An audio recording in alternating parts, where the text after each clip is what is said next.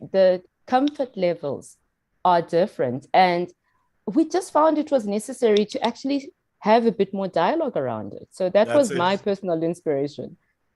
And having said that, would it be okay for everyone if we recorded this session? No, that's fine. That's fine. I was asking you about that because there was also This meeting is being recorded. There was also a process when the people stopped going to work, when the people stopped going to school and remain at home. There gotta be a process to adapt to the new circumstances, which not necessarily everybody reacted in the same way, especially the people who started to work from home. That's it. That's it. That's it. And I'm sure you all know, on this side of the world, some people had actually bought houses on the coast, you know, with the aim of actually not making a move. So I just thought that it makes very interesting. And we consult, we've got quite a few financial institutions. We've interacted, I think, with about 12 of them. Regionally, we've got 2 globally. And, you know, it's something that I think we need to talk about. There's not been a definitive stance with most organizations. So, yeah. So definitely, I think it's something quite topical. So the same way that we prepared people to go to work from home, we need to kind of make the same preparation as well, you know, to transition to returning to work. All right, great stuff. Thank you so much, everyone. So I think we can get started. And thank you those who are joining us. Florence, can I ask that maybe you look out for to admit the guys joining us? Yes, of course. And we are also now, no worries. Now we are also now live streaming. So just a welcome to everyone who's not in the Zoom room and is on YouTube. Great stuff. Well, thank you so much. Okay. So just to introduce ourselves, we're from the Human Change Management Institute. We have 27 training centers globally. We represent the training center for the English-speaking countries in Africa, Middle East, and Europe. We have we roll out. We have training called HUCMI, which is the Human Change Management Body of Knowledge, that was so far rolled out to about 8,000 consultants. For about over 2,500 organizations in the past 10 years or so. So that is the Human Change Management Institute. We are an SCMP accredited training provider. And we are also PMI recognized for the HUCMI training that we run. And this is where our knowledge base comes from. So most of our training is taken from these books. We have complete sets of books available. We've got a new one on the extreme right that speaks to just change within the change that is specific to the Agile environment. All right, so more detail, hucmi.com. All right, so Tribal is our company that Florence and I represent. So we have the accreditation to do HUCMI across, like I said earlier on, across the English-speaking countries in Africa, as well as Europe and the North Americas as well. So we I think the one thing that I just wanted to say is that when we do carry out training for HUCMI, we have each one of the trainers that you know carries out that particular training for you has over 15 years experience. So they are able to kind of give relevant context to what is going on, even on their own projects as well. So that is us. And let's get into it. So I like the discussions that are happening already. And, you know, I do have a little Mentimeter. Mentimeter is our best friend these days. I just wanted to find out from you before we start sharing, before we start delving into this a little bit more, just your views around, you know, the most preferred way of working right now, given the choices below. So I've restricted them to 3 choices. All remote, 50-50 split of remote and office, all office. So if you can maybe just take a picture of the QR code right there. If not, you do have a choice to go through to the menti.com site. The voting button is 48962045. So I'll stop sharing the screen right now and then take us to Mentimeter. Before we start sharing what has what has been discovered by research. I would like to hear from you, all of you, the best way of actually working right now. Just leave it on for a little bit. Marlon, I'm just putting the code in the chat. Maybe if you put the code in the chat, that'd be great. And then I can share the results as well. All right. Do you want us to tell us right now, or do we have to fill some form? No. You can go in right now. We do that right now, yeah.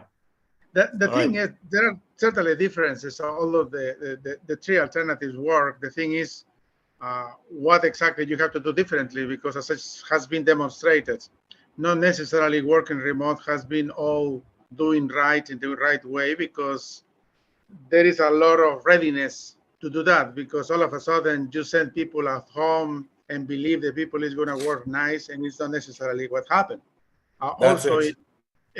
When you work at the office, it's the same issue, and 50-50 as well. So it all depends what kind of circumstances and changes you make around that to make things happen right. That has been my experience, because at least in some companies that I have consulted, some of them are complaining that working remote is not that productive.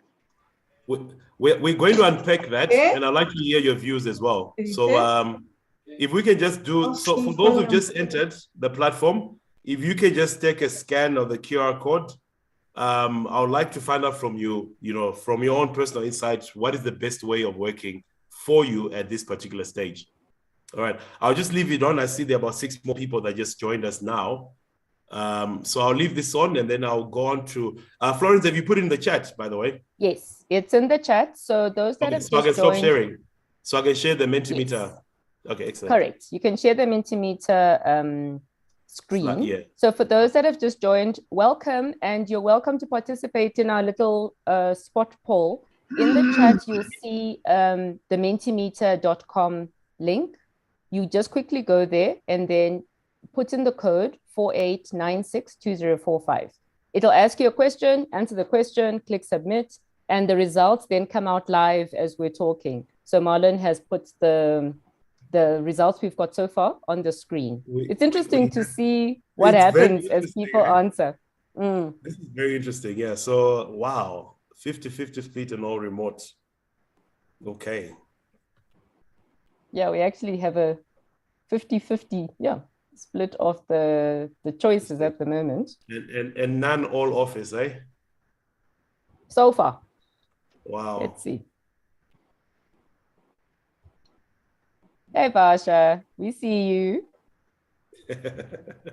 They don't have the sort of keys that I have at home, eh?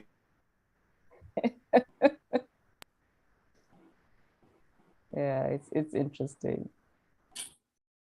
Come on, guys, is that it? 18 people. Where's everybody else? Let's see. Yeah, Marlon, if it doesn't move in the next 30 seconds, then that's our poll.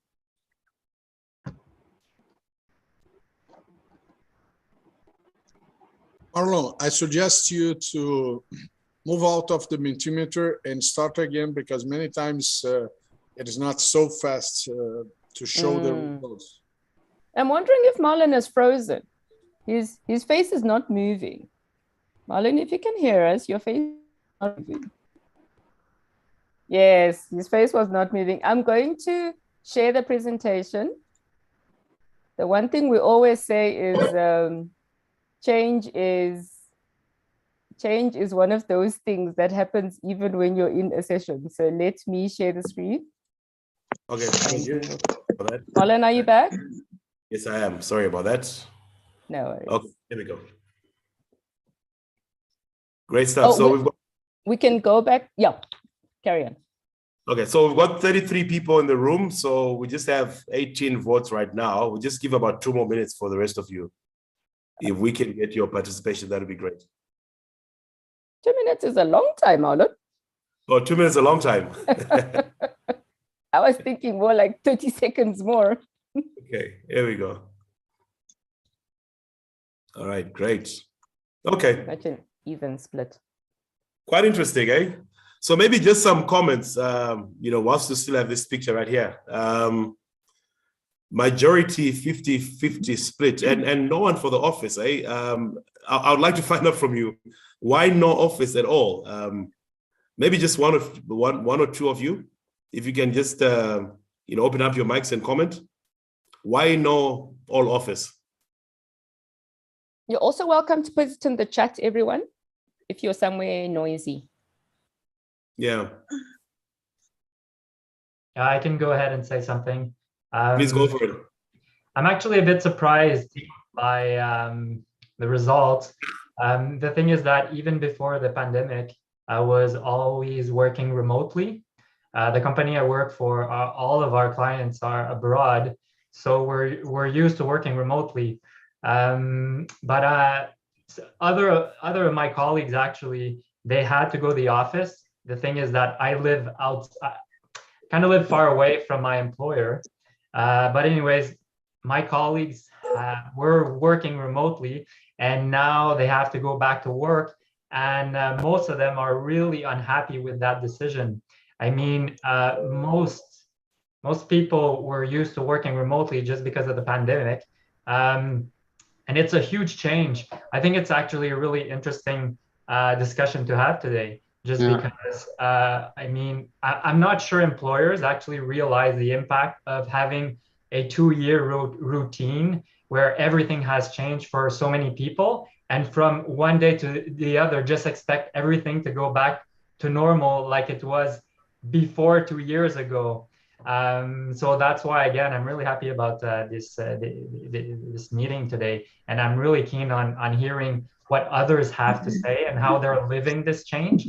Because like it was mentioned by Florence, I mean, this is not only at work, but our children, our family, colleagues, our friends, everyone's living this in a different way. But I'm kind of happy to see that, most people are all for working either remotely or half and half, so 50-50. I thought that at least one person interesting in working at the office, but I seem to think, well, it seems like people are moving on to something else, so that's good. I mean, that's change for you. This is Renee Lovato, and actually this does not surprise me at all. Even before the pandemic, I worked for Cisco Systems, and everybody was always looking for the opportunity to stay home. Friday, if it got so bad that we gave Fridays, you didn't have to come to work, and it wasn't. There was and if you went there on a Thursday, the parking lot was packed because they had to be there Thursday. But Friday, nobody came in. The parking lot was completely empty, and it would show that there's a strong desire not to come to work. They still got their work done. I mean, Cisco Systems is a major organization that we still move things forward, but there's a strong desire to work from home because it's just easier to do that. You're with your family, you don't have to travel. So when I see this, even 50-50 split, I can see, yeah, I do want to come to the office once in a while because they do have free drinks and free food. I want that. But for me to do my work, I don't have to be in the office. So I can see where that's happened. For me, I'm a consultant. I work from home. I've always done that. I go into the office once in a while. But I can see why nobody wants it as a standard practice going all the time, because nobody's ever wanted that. I mean, you look at Google, you look at all these other organizations where I think when at one point they had to force people to come into the office, they had to make it mandatory at Apple at one point. But I think now that feeling has become more prevalent. People understand that I can still be effective. I can still get my work done. I can still be, and not have to be in the office. I think that was the big unknown before. People didn't know that if you went to the office, you didn't go to the office, you were at home goofing off. You weren't getting your work done. But now the world continues to move forward, even if they're not in the office, which prove that we still do our work, which we still get our work done, and we don't have to be there. And I think that was the biggest change, or the change in the mindset that's happened because of COVID, that we still get our work done, and we're just as effective, if not more, because we work longer hours now working from home. That's it. I love that. Thank you so much, guys. I think just to unpack this a little bit further, I'll not take much time on this. This is what research says. McKinsey had a study just a few months ago, about 2 months ago, and this is what they found, right? They found that all remote, 19%, almost entirely remote, with the 4 days in the office, 8%, Mostly remote, 17%, and mostly in the office, 12%. Entirely in the office with one day, maybe almost entirely rather in the office, 22%. And then, for 21%, the nature of the work actually didn't allow them to work remotely. So this is what research says. And I think it actually poses quite a good question for us because, we almost have a conundrum right here. It's a business dilemma. If we insist on that people, return to the office, there was another study done, I think within the EMEA region, where they asked people, would you stay at your job if they're forced you to go back into the office? So we all know that there's that threat of top talent leaving. If companies insist on people moving back into the office, and at the same time too, we all know how difficult it has been to kind of maintain company culture, or even something as simple as the induction. Can you imagine the poor souls that went through induction during COVID? How difficult it was for them? What's their understanding of the company culture? And what is their sense of direction of mapping around that particular company as well? So this presents, I think, a conundrum that I think we have an opportunity as people practitioners to give our views. I will take you through a few slides in terms of what we think from our side. And Florence would continue with that. But would also like to hear from you as well. If there are any additional things that you think that we can do as people practitioners to be a little bit more intentional, to be proactive in managing this transition, return to work. And as someone said early on, I think it was you, Eduardo, it takes 66 days to internalize the behavior. It's been going on for 2 years. And we need to unlearn and relearn. And get back to return to work. All right. So we'll unpack just some of our views, and your views in the chat are also, they're welcome as well. So we have this diagram. I think this diagram still is relevant. So if people have to go back to work, you're going to have those people that will find ways around back to the office. The innovators, they're going to make up about 2.5% of the population. The early adopters, you get some people. I had a call just early on, someone asking, your desk, someone is sitting on it, and it's a client desk, by the way. I used to love this little corner right there, but you get people that are already in the swing of things of returning to work. Early adopters for any change, that happens.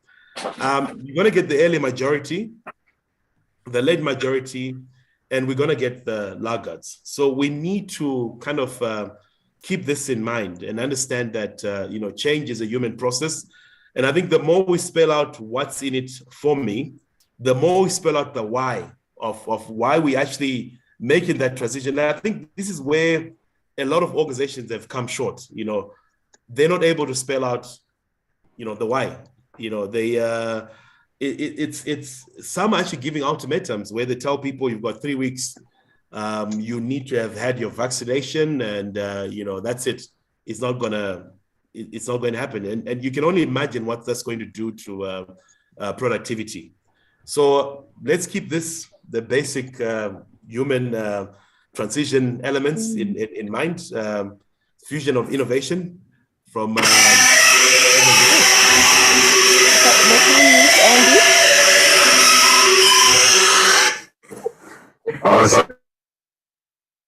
I'm sorry, my morning alarm went off. Sorry, guys.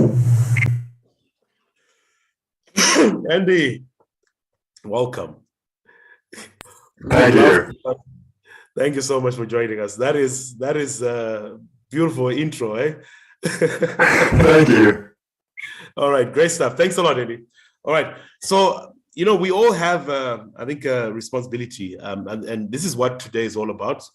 We have a responsibility in the change process to support, provide the required knowledge, and I think have the right sensitivity as well in this transition back to work. It's a huge question. We argued about it. I mean, we almost spent the first 30 minutes just giving our views on it. So it's something quite topical, and we need to be very intentional as people practitioners around this. Something that we you know,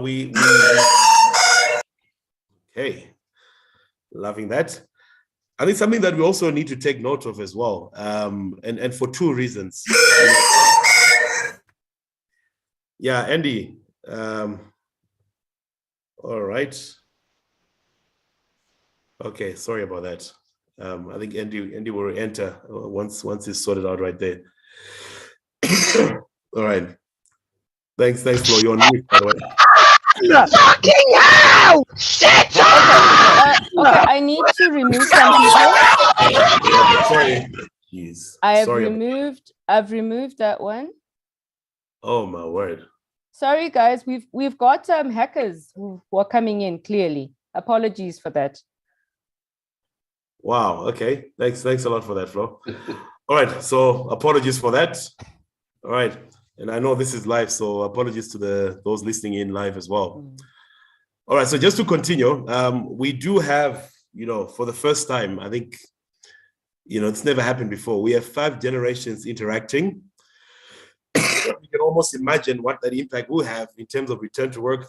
The misassumption that was made before, whether it was working from home or returning to work, is that, the elder generation, your baby boomers, they will probably experience this more negatively than others, but that is not the case. I think research has also shown that this is across the board. Return to work, we actually need to use a data-driven approach to understand, some of the unique needs, excuse me, some of the unique needs of the workers, and age has got nothing to do with this. But at the same time too, I would like to point out that, we do have quite a big spread of generations to manage for the first time in our history. Something that's never happened before. Okay. Florence, can you just agree? Maybe we don't let anyone else in.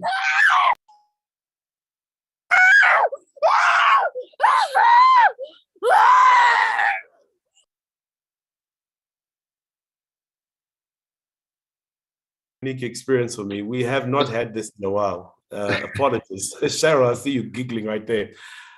Florence, maybe if we can agree just not to let anyone else in.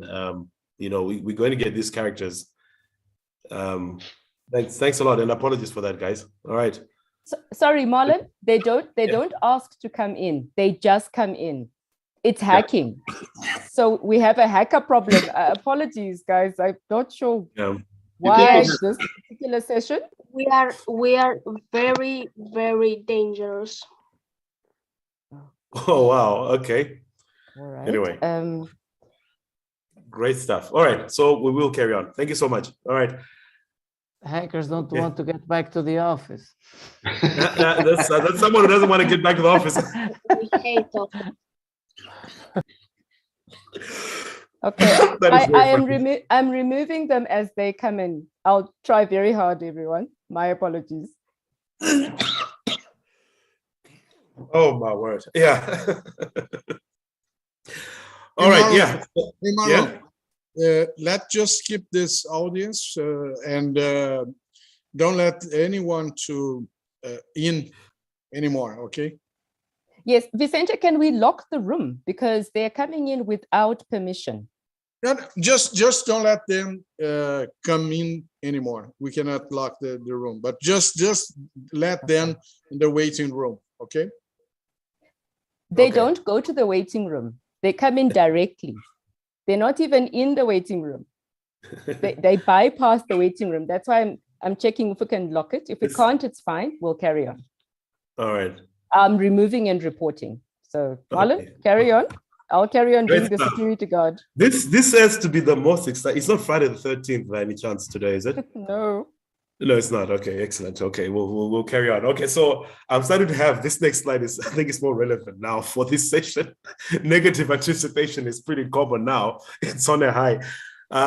So I think just to get back into context, to the presentation. So when we look at return to work, like I said earlier on, I've got a few friends that purchase property in the coastal areas. There's this whole thing going on right now about what do they call it? Where countries are allowing people working remotely for a few months. That's something that's also going on. So in light of that, people had made the changes already. And unlike, as with all any change, there's always negative anticipation. In the HCM world, we call it anticipatory grief, where you expect the worst of any situation. So I think we need to look at that, the sphere of the unknown. We need to kind of share as much information as possible to reduce the anxieties that comes with negative anticipation. We need to move to, from the impossible to, someday, let's try it out. Get people testing out that workplace. And for those companies, I think there are some I know that tried, that we've worked with a few weeks ago. And they find that the resilience, the productivity, when they run, there's one that actually ran a survey and they realized that people are really, it needs to be a smooth flow, and some are holding on to the fears that are in some cases are not really real, but that is human behavior in the face of change as well. All right, so we need to take cognizance of this. All right, and then just something, I think it's an opportunity, when we started introducing, new ways of work, new IT programs, I think the perception with most people is that this is going to be a threat. How you're going to get machines replacing people. It's something that we need to manage, I think, as we help people transition back to work. Workspaces will now become a space for, creativity and collaboration, where man meets machine. And, organizations should actually evolve from thinking about technology, not just from a substitution view, but using technology augmentation or collaboration strategy as well. So there is an opportunity. And I think that's a good story to tell with regards to return to work. Initially when we started off with, IT people, there was a big divide. I think there's an opportunity now when we get back, return to the office, that there is intentional collaboration between new systems and people. All right, so just continue with collaborative workspace. Some of the elements that are going to be important, I think, with regards to returning to work, if we are going to create a very creative environment, these are some of the key elements that we need to have in place. First one being freedom of expression. We're not hearing just one voice, but we're hearing voices from across all the job levels. Everyone is free to express what they feel about the transition back to that environment, and even views around how your place of work operates. It needs to be an inspiring environment. Encouragement from leaders. It needs to have, just the, inspire confidence in staff and openness as well. And then playfulness and humor being a part of that is quite key as well in terms of creating the base for a creative and collaborative environment, workspace. Debate, collaboration, learning from failures. So people are not afraid to fail. They're not afraid to make mistakes within the workplace. It allows them to do that. There's this thing that we call fail-safe within the Agile space. That environment needs to have that, for people to feel free to be creative. And this will obviously create a spirit of entrepreneurism, and innovation will come out of that particular space. So we do have an opportunity. There was an article I read recently that said that as we go back to work, workspaces need to change. People will still be looking for the space that they can work alone. So you will find that maybe organizations have to increase, the number of little, booking rooms where people can be alone, to work alone, as much as they are now enjoying the interaction. But I think one thing that has happened as a result of the pandemic is the need to maybe work in a less quieter environment. And I'm sure some of you have experienced this. When you go back to work, maybe there's just too much noise. You need to kind of, be in that space where you can actually work with less noise as well. So that's something to think about as we create, the right physical environment within the workplace. All right. Any questions right here before I hand over to Florence?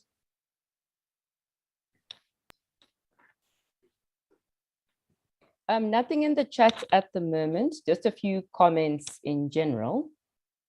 But let's see if there is anything else. Actually, Marlon, if I can make a comment on this slide while we are transitioning to my area. One of the very important links back to, we talk about creativity and the components that, that allow an environment to be creative.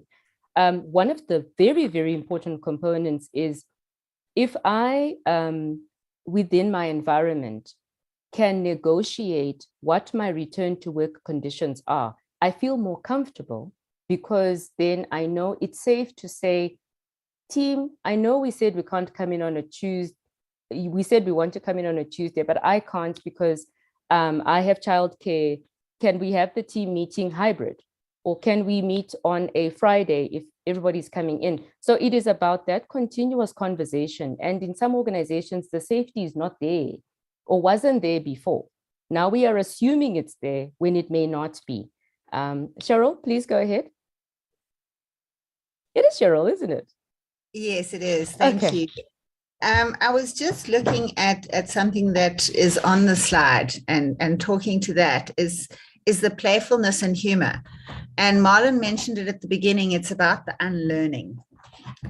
And from that perspective, I think where creativity lives is in that ability to laugh. And currently, I think people in themselves are not able to access that. So the culture of all these other things is blocked, because until you can bring that childlike curiosity, not childishness, but childlike curiosity forward, the why doesn't even matter. Guys, please don't shout. Sorry, my dogs are shouting. So from that perspective, yeah, that would be the highlight for me in that slide is playfulness and humor and linking it into unlearning in order to be able to innovate. I like yeah, that. that's a powerful insight, definitely. Thank you, Cheryl. Great stuff. And I think it's going to speak to your next slide, Florence. Would you like to share from your screen or? Yes. Let me rather share if that's okay. We'll just quickly do I'm ready. Here we go. Go for it. Just quickly do a transition. Okie dokie. Also transition, I think we had a hand up from Nyasha. Nyasha, please go ahead. Yeah, thanks. I just wanted to maybe just ask a question, a follow-up question to Cheryl. She said something very interesting that struck my attention.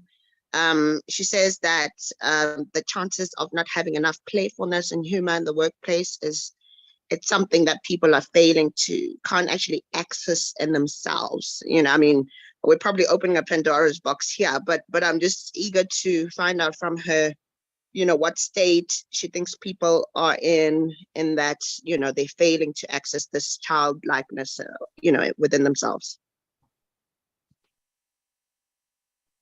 Thank you, Nyasha. Yeah, the space that I've been working in from that perspective is actually with educators. And so the challenge that they are having is that children can't pay attention. So they're not able to get kids to do their work in the class, right? Now that's with children that are supposed to be playful. Now, if we look at the situation as it's been, the biggest challenge we face currently is people's lack of mental agility. And mental agility goes into neurochemistry. And then that is also the physicality. There's no movement. People don't move. You get you get onto your computer, you sit and you just do Zoom after Zoom after Zoom. So you don't move your body. And I do mental agility coaching, which the only way to change your mind is to use your body. If you can't use your body, your mind is never going to change. So that has been the experience. And I do a lot of walking with people. We walk and talk to stimulate creativity and to also encourage oxygenation.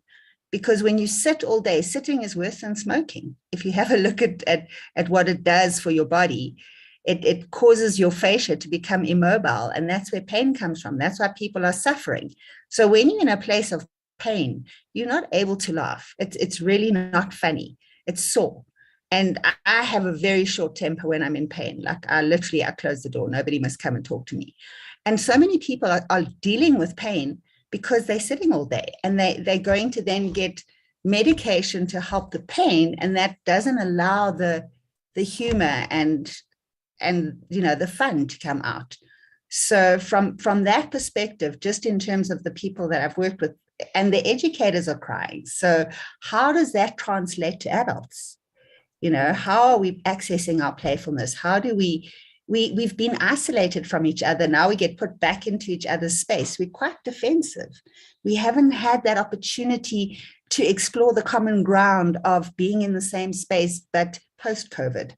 So it's the mental agility that really needs to be unlearned or relearned, because we're not. We've been 2 years is a long time to be repeating behavior. And so to access that fun part has to be intentional, very, very intentional.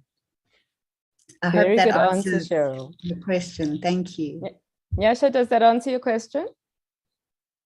Absolutely. Thank you. Very insightful, Cheryl. Thank you. Awesome. And thank you everyone for the dialogue. That's what makes this meaningful, particularly with this very, very difficult, subject for many organizations and for us personally. So if I pick up from where Marlon left off, and I love that Cheryl mentioned this as she was talking, being childlike, so not childish, but childlike. And what is interesting about this particular picture is I look at this little kid. So children have naturally got positive anticipation until the world beats it out of them, right? The grown-ups say, no, why are you so happy? Or the grown-ups say, because we've experienced something different. But as children, we look forward to things. When I get home, I'm going to play with my friends and I'm going to eat ice cream and all the fun things. When I go to school, I'm going to play with my friends. Most kids generally try and actually be positive. So why we pick this up and bring this in is part of the thinking around returning to the office. And when you do, if you do need to do it, it's important to think about what you might then look forward to. I remember even before the pandemic, when I had to go drive 2 hours to get to the office at that time in the company that I worked for then, well, actually years before that. And I would look forward to my first cup of coffee. I'd sit in 2 hours of traffic and look forward to my first cup of coffee. So I was determined to find something to look forward to. So the planning for a future success, or anticipating that there'll be somebody that you might want to talk to, I'll connect with a few people if that needs to happen. Try and find a positive perspective, because when you imagine it, you then have a choice in how you then walk through those doors if you do need to go to the office on the days that you need to go to the office. So it's something to think about. And I think it's very much about, we've had, like Cheryl said, 2 years to create new habits, to create new comfort zones. This throws us out of our comfort zones in a way that we don't necessarily have a choice about sometimes with different organizations. So it's very important to think about, how do I then do it in a way that I can make small choices that work.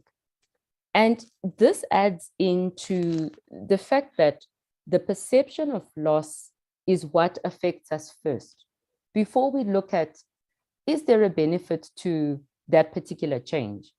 So I want us to take a positive scenario, like you've just bought a new house and you're moving, and it's a bigger house, there's more space, it's in the neighborhood you wanted. What then happens? Maybe you've got children, and the children are saying, but we don't want to move because we like it here. We're going to miss our friends. We're going to miss the road we used to play in. So they are perceiving a loss. And even when you are packing and planning movers, etc., you start seeing what you are moving away from. So that perception of loss is also designed in a way to prepare us. But sometimes we get stuck in the loss. And it's very important for us to be aware that we start with the perception of loss, but we don't get stuck in the season. We try and find ways in which to look at it in a way that gives us a little bit more control over how we feel. And the change process of returning to work, the empathy around this is what in some cases has been somewhat lacking. So people are human first. So the way that the conversation happens, the manager who says, okay, everyone, you need to come in on a Tuesday and on a Thursday. That's an instruction. It's not a negotiation. It's not a conversation. So part of it is very important to start with empathy. And it's an essential competence for change leaders, any leader. How does that person feel? Is their home situation, does it allow for them to go in and out? Because not everybody's situation is the same. So people feel changes in different ways. There are people, and let me give you this example. There are people who jumped at the thought of going back to the office. There was one gentleman that I actually had spoke to early on in the middle of the pandemic when we were arranging for people to work from home. He had a special request and he said, I have tried for 2 days, I cannot. I need to come to the office. Then he was a developer. Then I said to him, why? And he said, I have twin 2-year-olds at my house. Then I actually said to him, for compassionate reasons, we completely understand, come back and we'll make you comfortable at the office. So every household is different and what people's circumstances are different. Some people suffer from loneliness being at home. Maybe they live on their own. Being at the office gives them a community and a society. So these are the nuances that we also need to bear in mind. And empathy is really, it is a currency. Empathy is an asset. And I like this PMI report survey that was done and the report that subsequently came from that. And this was in the US. So 91% of US CEOs believe that the skill, empathy, is directly related to a company's financial performance. And if you look at that and you ask yourself, how would that be and why would that be? Are there any takers here? Why would empathy link directly to the company's financial performance? Anyone want to take a stab? Yeah, I can share some of my experience. I think if you show empathy, things develop more efficiently. And in the end, the company also gains the profit. I can share from my experience. I started 4 years ago a new job as program manager in a huge company. And when I got there, I told to my superior, I said, listen, I want to go through the company. It was like six-floor building or something. It was a lot of people. I said, I need to meet the people that I'm going to engage on a weekly basis. And I said, oh, you're crazy. It's a lot of people. Why are you going to do that? But I did it. And after maybe 1 year, I was discussing with my colleagues and everyone was annoyed with HR, with finance, with procurement. And I was the one that had no problems because we knew each other. We spoke on the phone. And I know that when they got a request from me, they knew, they could see my face and say, okay, this is Pedro, let's do this. While the other guys that were all emails and they didn't create a connection, were having problems solving their issues. And this also reflects in the bottom line of the company because you become less efficient. Absolutely. Thank you, Pedro, for that illustration. Very, very appropriate. And you're right. It's the building of the relationships is something that as humans, that's how we create connections. So we know emails don't create connections. Telephone calls, when you hear someone's voice, it helps, but the connecting with others in a meaningful way, you care about the person. And, you know, I always give the example with empathy. I say in culture work, I've always said to organizations, there is one thing you cannot mess with, and it is tea and coffee sugar, and milk. You cannot cut costs by going to take the sugar out and say, we're cutting out on the sugar. You're going to get a very unhappy set of people. And they used to think I was joking until they realized that it's really because you're saying, we value you, we are welcoming you. So tea and coffee is a thing. But Pedro, thank you so much for that illustration. And very importantly, in this whole return to work and journey and conversations, searching for the root cause of the antagonism. So if there is resistance to going back to the office, very seldom are we hearing, but why don't you want to go back? What is the challenge for you? So understanding where the resistance is coming from is very important. Like we were saying in the chat, people talk about, there isn't enough focus on why they change. Why do I have to go back? And when companies say, because it's good for collaboration, the answer is, but we've been collaborating for 2 years. Then they'll say, it's important for us to connect and have teamwork, but we've been team. So the answers and the reason, when they don't gel, and there isn't enough of an ask to say, why is it difficult for you? So getting to the root cause is actually a person by person basis when it comes to return to office. And I must say, I keep saying return to office because everybody's been working like crazy for the past 2 years. So I see it more as return to office, not so much return to work. Okay, so also very importantly is encourage the participatory processes. So in HCMBOK, we talk about participatory processes in making decisions, ensuring you've got the right stakeholders on board, and ensuring the right meetings or processes happen. So in the return to work scenario, there's a difference between imposed changes and participatory changes. So the example I gave earlier of a CEO or a manager saying, you're all supposed to come every Tuesday and every Thursday. Okay, where's the negotiation? It promotes individualism. So there was a manager I encountered, and they admitted, and they said, you know what, it works for me to come on a Wednesday to the office. So I've just asked the team to come on a Wednesday. So there's no consideration of the needs of the rest of the team members. And it can result in presenteeism. So presenteeism is, I'm here, I've come to the office, but my mind is elsewhere, my heart is elsewhere, I'm not focused on the work, the office is noisy, I can't be productive, but I'm here. So I've ticked the box. So presenteeism is very destructive. Absenteeism, we know, most of you know absenteeism. So absenteeism is, I'm not there. So the team agrees on a Wednesday, I also say yes. Then I don't come, I'm not feeling well, everyone, sorry. So what are you going to say? You can't argue with someone saying they're not feeling well, particularly in pandemic times. So it's easy to get out of these arrangements if the arrangements are not agreed on by everyone.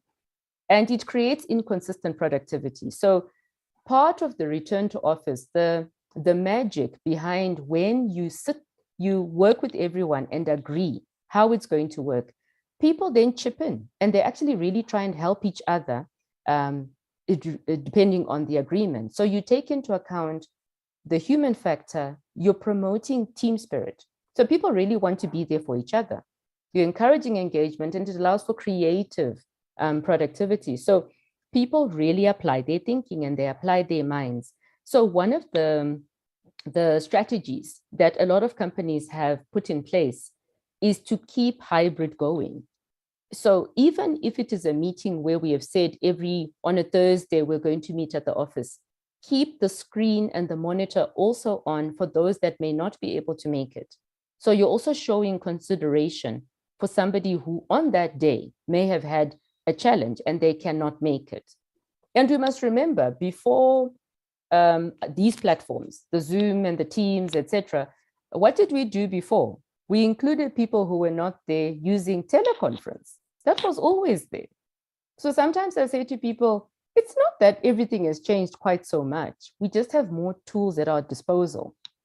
So that is important. And it's important to develop, and we spoke about this before, the safety, the relationship where people trust each other and the leader has credibility. And Pedro, like you rightly said, connect with the people. They need you to connect. So if you are leading a team, leading an organization, or maybe leading a change process, the connecting with people is what makes the difference between people feeling valued and heard and people feeling like they are just a number.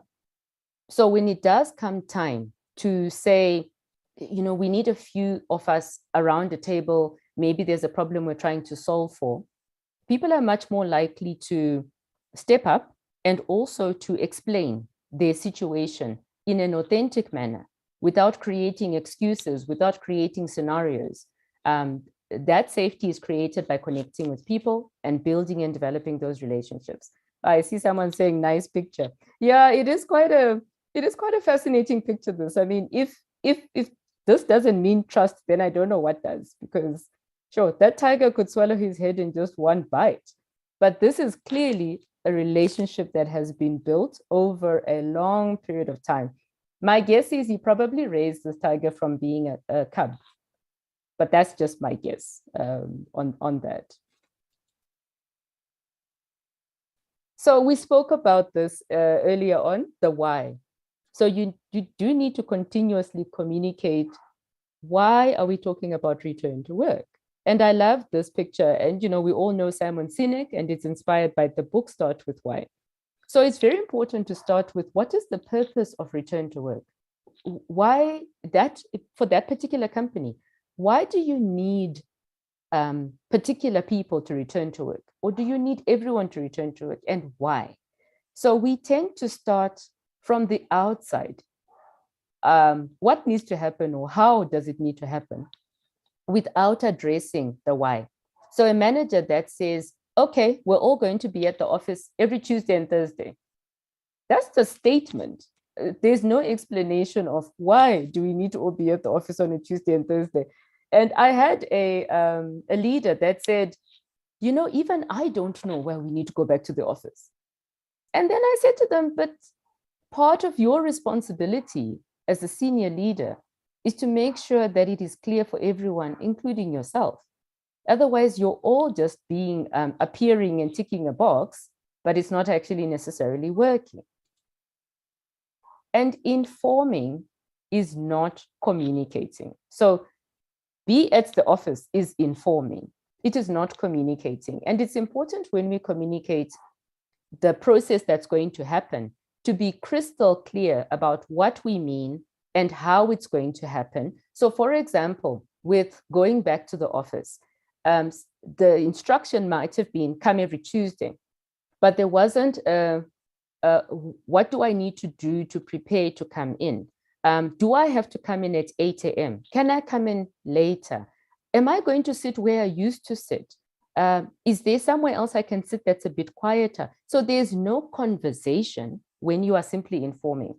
And this video shows it quite nicely. So I'm going to play it for us quickly. And I hope the sound and everything is fine. Fall, and it'll be an exercise in building trust between one another. So Harrison, if you don't mind going first, step up here on this chair and close your eyes. All right, and then everybody fill in, and we're going to ask you to fall, and then they will catch you. So you have to trust us. So I'm going to count to 3. Just relax and fall. Okay? 1, 2, 3. No, wait, no! Okay, so I'm hoping there was a cushion or something when that poor gentleman fell. So he fell, but there wasn't a fall backwards. There was just an instruction to say fall. So it just underscores the informing is not communicating. And a lot of the return to work language tends to be informing. Two-way communication seems to be in short supply. Let's put it that way. And listening is part of communication. So like we said before, let's understand if there is worries or resistance around the process, or understanding what the antagonisms are we listening? So listening is part of communication. And we always talk about active listening. So listening means I've put my phone aside. There's quite nothing like a manager that says, come, we need to have a conversation. And then they sit and they're having a meeting with you, or even if it is virtual, they've got another screen open. They're actually working on another screen while they're listening to you. And if they're on video, you can see it. So listening is very important to do it in an active manner. And the return to work process requires extreme listening. If listening was a sport, we would call it extreme listening because there's not enough of that going around. Silence also communicates. So when people do not tell you what's going on, they're also communicating. They're communicating that they're uncomfortable. They're communicating that there may be a challenge or there may be an issue, but they're keeping quiet. So in a town hall, let's say it's a town hall about returning to the office and the CEO is explaining everything and he'll say, any questions? And there's silence. So is the assumption everything was fine? Or are people simply not saying what is worrying them? Engagement also tells a story. So when people engage, it means they feel safe enough to engage. When they're silent, maybe they're okay, but a lot of the time they've got challenges that they simply feel they cannot voice. And one of the very, very key aspects around the transition to return to work is working in a more agile way. So we like to apply the principles of agile to this process or agile working. So for example, self-organization. So I now have to go back to the office and I have to manage my travel time. I have to manage my meeting time. I have to manage school pickup time. So self-organization becomes very important. And I always say, make an appointment with yourself. So you allocate the time, plan personal errands, include travel time. We were not traveling anymore. So now, the last time I went to a meeting, I realized it took me 40 minutes from the moment I left the house. And it's not a long distance, but it's all the stuff you do in between. So you plan that into your diary so that it's part of your day and you don't land up clashing things, because being at home makes it very simple. There's not a lot of movement. Mind your phone. So when you are working, try and switch off unnecessary app notifications. They're distracting. So if you download any app, it automatically sets itself to notifications. And I did this exercise the other day and I realized I could switch off the notifications on about 10 different apps. I didn't need to keep seeing this thing popping up every 2 seconds and putting non-essential groups on silent. So, I mean, I love my WhatsApp, but there are many groups that I now have on silent. I need to check them, but I don't need to hear the ping every 2 seconds because it really messes with your ability to concentrate. Group organization, the way teams organize themselves. Have you noticed how somebody sets a team meeting? So say you need to do a meeting on Teams or Zoom or whichever platform you're using, a 30-minute meeting. If it's a 1-hour meeting, usually you can get a discussion done in less time. So setting a 30-minute meeting versus a 1 hour as a rule, people feel socially compelled to fill the time. So if you make a meeting an hour, you're going to be there for an hour. If you make the meeting 30 minutes, you're going to get through everything a lot quicker. If you need more time, then you set up more time. So it's not to say make it a rule, but if a session is 1.5 hours, trust me, it'll become 1.5 hours, whether you need that extra time or not. And then the last two, collaboration. So keeping hybrid as a standard, and I mentioned this before. So you need to be inclusive of people being sick, family emergencies, any special accommodations. Something we forget is there were people, especially differently able people who may have mobility challenges. Being at home has been a blessing because they don't have to try and navigate to get to the office. So special accommodations are important. Making maximum use of functionality that you have, whether it is on Teams or Zoom, record a session so other people can watch it later. Physical collaboration can be a natural extension of the virtual meeting. So you were going to meet online, now you're in the office, and you have to be also considerate of the colleagues who have to be based at the office. This is important. So some of us have gone back and we're grumpy and we don't want to be there. you know, there are colleagues who never left the office. They could never leave because their job requires them to be there. So it's important to be careful of how we arrive at the office. And some of us become very excitable and loud. And these people have been there the whole time and they're going nowhere. So they would love to work from home, but they cannot. And this happens in a lot of different organizations. And relationship building, like we've been discussing, is very key. When you have to go to the office, say somebody's new, they joined during the pandemic, they don't know anyone, get to know the person behind the job. Hobbies, what do they like? Or create a reason that when I go to the office, I'm going to just greet somebody that I haven't met before. So you give yourself a little goal when you do this little trip to the office. And this is something that we will leave with you, that you are welcome to play around with. It's essentially an adaptation of the stop, start, continue process that we all love so much when we facilitate, right? So if you think of you have to now do the hybrid or the return to office, what needs to stop? So in my household, for example, if I had to do a couple of days at the office and a couple of days at home, I would have to negotiate my schedule with my housekeeper, because she comes in at a certain time, leaves at a certain time. I've got children that she needs to watch. So her schedule may need to change. So some things I have to stop. And maybe I have to stop doing that 7 a.m. walk that I love to do so much, because now I have to do it at a different time. So the changes that you need to make and what needs to start. So what processes do you need to put into place, whether it is childcare arrangements or it is pet care arrangements? Who's going to look after the doggies if they're home all day on their own and they haven't been for the past 2 years? They're going to go ballistic, right? So what do you do on those days? And what can continue? So what can continue to work the way it was working in your work from home setup? So it's just very important to have a plan of what you need to do. And, you know, we always say, when you, what's the expression? It says, fail to plan, plan to fail. So we put a plan in place as much as possible. But we know best laid plans change. And at the end of the day, I'm going to wrap up the slides themselves, and we can have a bit of a conversation around this. So, you know, managing change is to humanize it. We've got to keep thinking, and return to work is a project. We have to treat it like a project because it's a big change. And you've got to look at it from the point of view of the people that are involved in it. We've got to humanize this process a little bit more than we are currently doing. And I love, and we'll end with the words of our late statesman here in South Africa, the words of Nelson Mandela. And he said, may your choices reflect your hopes, not your fears. So may our choices, when we have to confront the return to work situation, may they reflect our hopes and not only our fears.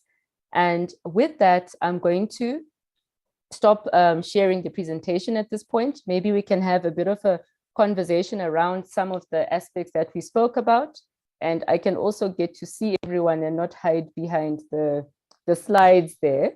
So I'm curious. There were a lot of things happening in the chat. So thank you for the guys that were going through discussions. But are there any scenarios that any of you have experienced or have come across in trying to solution what is the best way to do this hybrid, you know, in your different environments? And I'm conscious that a lot of people may have completely different situations across our different organizations. Any other ways we've been approaching this? Yeah, maybe Florence, just to read the 2 comments that were in the chat. Sure. Just to bring that to the fore, you know, whilst everyone is thinking of maybe the additions, we had Vasha, who said that the decision to return to office or hybrid working is very contextual. We need to ask the question, what is the work? Guiding principles can be set, but each department can have discretion to operate flexibly in the context. And then Eduardo also said that, you know, challenge is how to do it. He's got an example of, you know, a marathon runner here. It says that runners do a fitness test before they enter a marathon to check how fit they are, prepared to avoid collapsing during the race. If leaders do a readiness assessment before engaging with Agile, you know, to check how fit the organization and its people are, to address any capability gaps, rather, to prevent Agile implementation from derailment. All right, so I think just some form of advice right there as well. And I think this speaks to Vicente's earlier on comment. He says that let's treat return to work as a project on its own. You know, that's you know, all the elements of change management, you know, your readiness assessment, your impact assessment as well, very important. You know, all those aspects, who sponsors this? You know, have you prepared the sponsor to go around this? You know, so we need to treat it as a, you know, as a full change project. Thank you so much for your comments. Any additional comments? You can, this is your time to shine. This is live, eh? People need to see you on YouTube right now. Eh? or any questions that that you guys have got. I know that you came in with questions. Have those questions been answered? Are there questions that you still have that we can also speak to? So that's also part of it.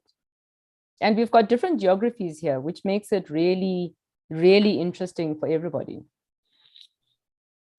I would have some things to say. I just don't know where to start because a lot of the things I heard today, yeah, so much of it is true. And I guess this is a first for everyone, you know, for employees, for employers, coming out of a pandemic after 2 years. I can understand that since it's the first time we're going through this, we don't know necessarily how to deal with this as an employee, and we don't necessarily know how to manage this as an employer. And I think that's where empathy is really important. The problem with that is that not everyone has empathy. So then what can you do with that then? Other than, you know, I guess resisting the change, because at one point it's so big, what are you going to do? And I know we've been talking about, you know, 50-50% of your time going to work and working remotely. I actually have a friend that shared a study with me, that a recent study that was indicating that the 50-50 option is even more tiring, because now you have to deal with two routines. So going to work, taking care of your kids, of your housekeeper on certain days, of your pets, and then other days you're actually at home. So it's juggling with transportation, with Zoom calls that you used to do in the morning, but now you can't anymore. So I think at the beginning, people were like, oh yeah, this is nice, 50-50. I can go to work and I can work remotely. But now they're finding out that, you know, it's actually a lot to ask. But what I've noticed is that employers seem to be really quick to go back to normal, instead of having a certain transition time and waiting for people just to get comfortable again. It was mentioned earlier that, you know, people are used to working alone. It's silent. They go back to work, they're defensive. And I know some employers have been saying that, you know, going to back is important because of collaboration. But if you're going back to work and you're always on the defensive, and you know, you don't have that childlike emotion anymore, well, how can you get people to work again like it was before? Maybe you can, but there needs to be someone to facilitate all of this. And what I'm seeing is that employers are just like, well, yeah, you know, people will come back to work and things will just go back to normal like magic, you know, on its own, and they're not facilitating that. So again, I think it's interesting to say that maybe we should view this as an actual project where you have people supporting this. You have, I don't know, maybe even change agents, and again, empathy. So communicating and not only informing. But yeah, I'm just like overwhelmed with all the information I heard today. Very interesting. Thank you, Nicholas, for that. What's interesting also to what you're saying is the pandemic was a big change, right? We never experienced this before. Now, the return to work and this hybrid is a big change too. Also haven't experienced this. So for some reason, we had a plan for go home, but the plan for what does this now need to look like is assumed that we just go back to where we were. But it's like we're trying to press a reset button, but there isn't one. So it has to be a new plan, different plan for different people. Yeah, but Marlon, you can go ahead. Well, that's great. I think before we started this webinar, Florence, we had a conversation, and we actually related the return to work for the kids' return to school. You know, when kids needed to return to school, there's some kids that were like, hang on, everything is working out well for me here. Why do I need this? And there will be that one that is probably being bullied at school and doesn't have to face up to the bullies, you know, similarly at work too. And you get the one that just flows, you know, waits for everyone else to make a decision and then they go with it. And I think it's just more or less the same, you know, adult world as well with return to work. So, Nicholas, I think your suggestion that, you know, open discussions kind of understand where everyone is at that particular time before mapping out that particular transition. I think that's going to be very important as well. You know, let's not treat people like, you know, where you have ultimatums being given, you know, you categorizing people as one particular group, but we have many different personalities, many different characteristics in terms of how we react to the return to work. So conversations are certainly going to be important with empathy as well, as an underlying characteristic. Yeah. Yeah, definitely. And the thing is that I feel like we're like little frogs being taken and being put back in the boiling water right away. Just like when we got into working remotely, I mean, many of us, we didn't have an actual home office. So we're working on a kitchen table with the kids going around or the dogs going around, and so then we need to go back to how things were before. So we're taking the frog and putting it back into the boiling water instead of putting it in water and slowly having a transition where, you know, it'll get used to that water temperature. But yeah, you know, things are moving so fast. The thing is that I've noticed that some employers, some companies have seen a great deal of opportunities with remote working. You know, I know, like in Canada, in Montreal, a lot of companies actually close their office to have everyone work remotely just because of expenses. You know, renting or buying offices across the city, it gets really expensive. And they realize that people are way more productive because they wake up in the morning, they don't have to take the bus, the metro, the train, the car to get to work. So that time they usually spend it actually working. So they're working more remotely. So there's a lot of advantages to that. Absolutely. Without a doubt. And thank you for those insights, Nicholas. Anybody else from, I'm even going to say from where else in the world, because they're different, they're different geographies here, and that makes it very interesting. And you're welcome to unmute and you know, contribute if you'd like to. There is an angle that I noticed in the different the way different countries removed regulations around COVID, as opposed to, you know, when there was now almost free agency, okay, you can do as you want. So different countries did it at different rates and different paces. And what I noticed was when there was a government regulation that said only 50% in an indoor area, or you need to be at home and only essential services. So it became easier for organizations to not have to explain why they were making the choices they were making, because they were not making choices, it was being made for them. When the world now opens up and the regulations fall away, it now leaves almost like independent actions of each company. But in some cases, they're not getting together and saying, what's working for you? What's working for you? We're sort of all just going ahead and doing something. And real estate, we know, is an issue. So yes, there are big empty buildings and somebody's got to sit on those seats, but that is not a good enough reason for a human being. Saying there's an empty desk, so we got to fill up the desks. Okay, you can do that, but is the desk going to be a productive desk?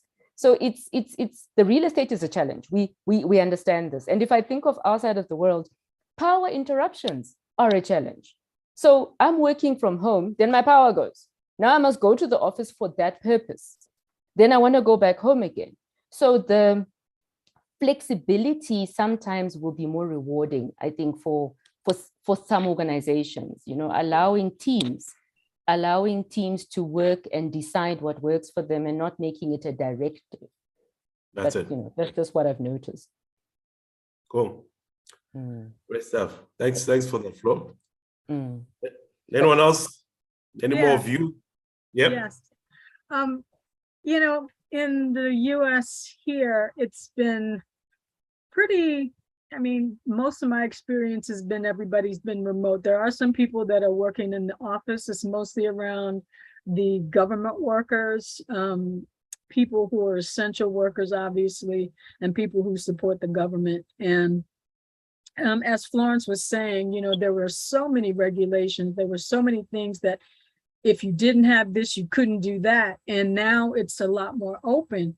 And I think that the places that have been more restrictive probably are going to remain that way as far as workers. I know that in Morocco, if you don't have a pass, you can't leave your house.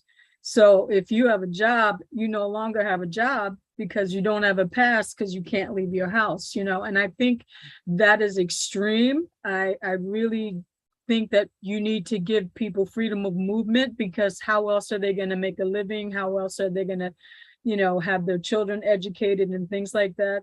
You know, I don't know if my statement is going to be political or whatever, but I don't think everybody needs to be vaccinated. I think there needed to be, honestly, in my perspective, I think there needed to be not a rush, but like a measured response overall, instead of listening to one voice and then all of a sudden everything else was drowned out. Because in the beginning, there was a real discourse where people were having conversations about what would be best for work, what would be best for health measures, but then it became this singular voice, and then people just started freaking out. There was a lot of loss of life. There was a lot of, you know, adversity. Then, of course, there's extreme behavior, you know, people against and people for, you know, all these regulations. But I think this is the time, I guess, when you know, it's like the rubber, what do they say? You know, the rubber hits the road. Yeah.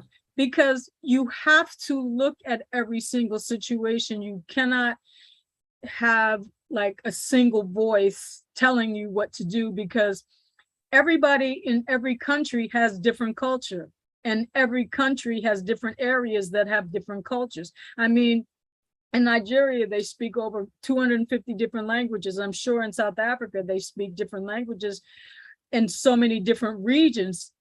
One part may not be like the other parts. So there shouldn't be a universality about how you handle things. Make it fit the situation that you're specifically in. And then people can adjust, because that's part of how their culture is already. And you can talk to them and get their feedback. And somebody made a comment in the chat about treat it as a change project. And you have to. You have to, because if you're not involving everybody who's impacted, then how are you going to get them to buy in? How are you going to engage them? So you have to get people's perspectives. And as you said, you have to humanize this. You have to have empathy. There's not going to be any success if you're not dealing with the human factor, if you're not, because we're talking about managing people. Yeah. You know, and that's my favorite part of change management, is really getting to the heart of what matters to the person. Absolutely. Now, when you're talking about their personal life, this is their business life, but it also impacts their personal life. So people have priorities, and you need to respect that and be able to really coordinate with them, collaborate with them, and then come up with something that's logical, reasonable, and accessible for everybody. So I think we all probably agree somewhat that we have to kind of look at this as something that probably is going to stay, you know. I'm loving working remote, but then I've been doing it off and on for years anyway, fully remote or, you know, hybrid. But I just don't understand the hodgepodge of regulations, and that kind of makes it a little dicey for some people, you know. Yeah, it does, and I guess it's uncharted territory, which is why the human factor becomes so crucial to put front and center, because it's uncharted territory. It's a huge change. When it's treated like that, then the enough planning and empathy, and you know, empathy is built into design even. So when we build it in from the beginning, then the output becomes something that's palatable to the human. When the empathy is not in the center, then it's not palatable to the human, and they will reject it. We will reject it. We're human. We're human. So thank you for that perspective. Really appreciate it. Sure, thank you, Jatufe. And I'm just going to, you know, we're very conscious of time always, and we have 3 minutes before we get to 5:30. So we would like to make sure we respect your time. Actually, I'm saying 5:30 in our geography. Apologies. For some of you, it's morning. For some of you, it's afternoon. For some of you, it's evening. So at this point, I would just like to, from my side, say thank you so much for being so giving of your time. You know, you could have been anywhere. You chose to be here, and we chose to engage on this topic, which I think we are just literally seeing the tip of the iceberg. This is something that's going to really have to be unpacked over a long period of time. And, you know, we invite you to continue to follow the conversation and to continue to engage. And we will also make the platforms available for you to be able to do that. So from my side, I would just like to say thank you, and I'll hand over to Marlon at this point to round us off. Okay, great stuff. Thank you so much, Florence. Yeah, thank you so much, everyone. I think this was very insightful. It's something that I think we all need to become very intentional about, you know, treat it as a full-scale project, you know, within each area, organization that we're working within. We're going to keep the engagement open on the webinar details on LinkedIn. So if you have any more additional information that you'd like to share, please feel free to share it right then as well. All right.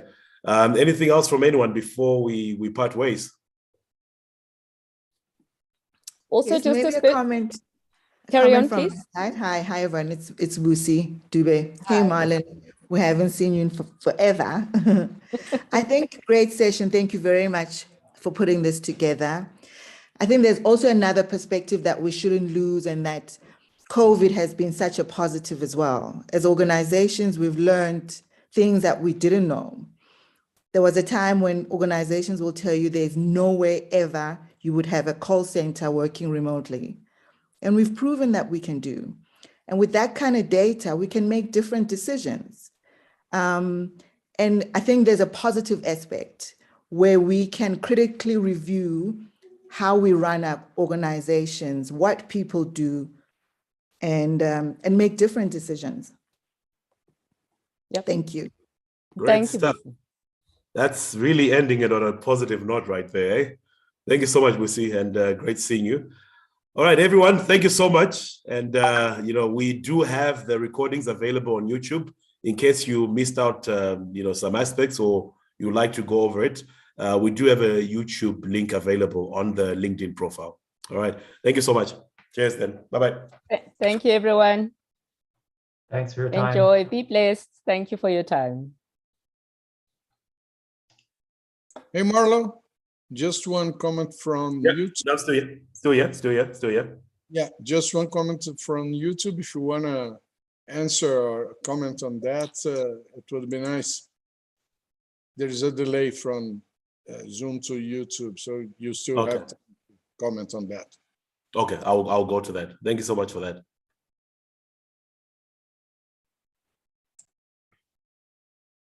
Awesome.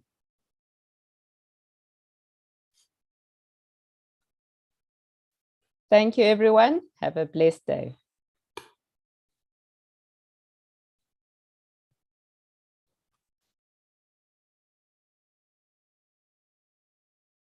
I always like to have a bet of who will leave last.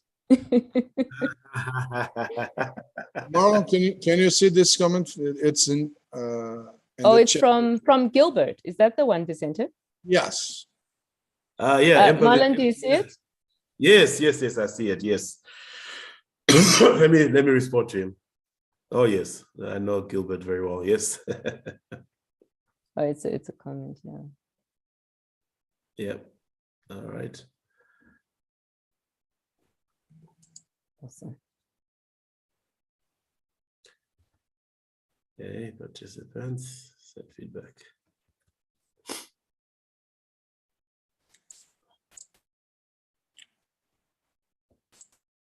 And to everyone on YouTube, thank you for watching. We really appreciate the time that you've taken. That's it. All right. Vicente, will the link for YouTube stop automatically, or do you need to stop it? No, it's going to be stopped automatically as soon as we finish this section. All right. Yeah, I would say to Gilbert that empathy is a little bit more. It's about understanding the position, and the fear, the anxiety, the psychological insecurity from others. And many times it's hard to understand because a phobia, for instance, we cannot understand why someone has phobia of butterflies, for instance. But even when we cannot understand it, we can respect it. And that's the full empathy, in my opinion, because each one has its own emotions and issues that sometimes even this specific person cannot understand why he or she has this phobia, for instance. And that's why being respectful is so important, in my opinion. Absolutely. That's it. Okay. Well, thank you so much. Thanks, everyone. I have children waiting on the other side. I'm going to jump off. Vicente, thank you so much. And Marlon, thank you. Yes, Florence, cheers. You take care, right? Have a blessed one. Cheers. All right. Okay, Marlo, I'll close the room. Thank you very much. It was very insightful. Yeah, just say thank you very much for you all that attended this section.